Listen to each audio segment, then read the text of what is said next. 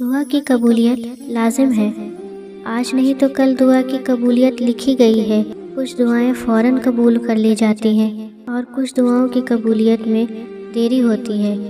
دیری کا مطلب تاخیر تو نہیں ہے نا، بلکہ دیر میں ہی تو خیر ہے۔ قبولیت میں دیری کی بہت سی وجوہات ہوتی ہیں جو کہ صرف اللہ جانتا ہے، ہم سوچ بھی نہیں سکتے۔ ہمارا کام ہے صرف دعا مانگنا، پورے یقین و توکل سے دعا کرنا، پھر اللہ سبحانہ و تعالیٰ کے حوالے کر دینا۔ بس یہ ہے ہمارا کام۔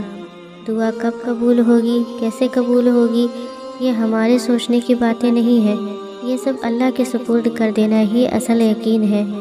اللہ ہمیں اتنی محبت کرتا ہے، جب آپ اس سے سچے دل سے دعا مانگتے ہیں تو وہ ضرور قبول فرماتا ہے، اور جب قبولیت کے راستے نظر سے اوجھل ہو جائیں پھر بھی انسان اللہ سے شکوہ شکایت نہ کرے اور دعا کا سلسلہ جاری رکھے تو اللہ بھی وہاں سے راستے بناتا ہے جہاں سے انسان کو گمان بھی نہیں ہوتا۔